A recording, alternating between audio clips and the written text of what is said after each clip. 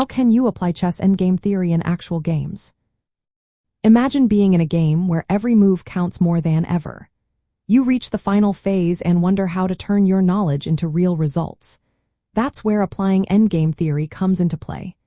It's not just about knowing the positions, but about using those ideas to make smart decisions on the board. To do this, start by mastering key concepts like opposition, which is when kings face each other with one square in between. This helps control critical squares and can force your opponent into a bad move. Next, learn about zugzwang, a situation where your opponent is forced to move and it worsens their position. Activating your king is also vital. In endgames, your king becomes a powerful piece.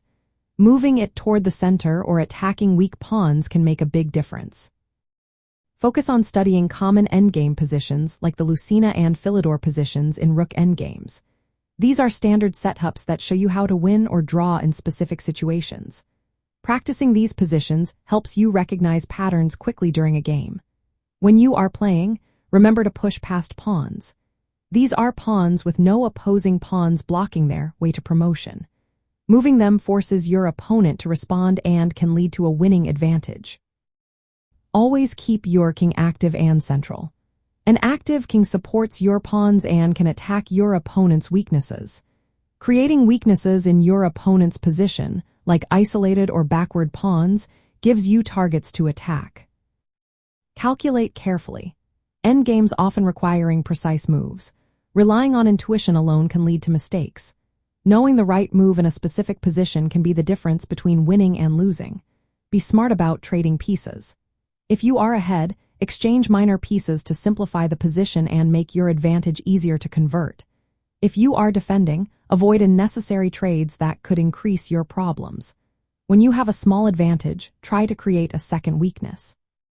This puts pressure on your opponent and makes it harder for them to defend. Training your endgame skills step by step is key.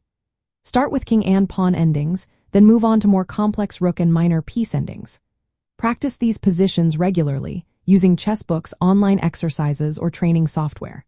This builds your confidence and helps you recognize patterns faster. During your games, apply these principles. Push past pawns when possible, activate your king early, create weaknesses, calculate precisely, and trade wisely.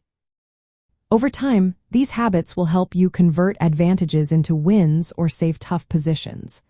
Remember, applying endgame theory is about combining your knowledge with strategic thinking and careful calculation. It's about making the right move at the right moment to turn your plans into results.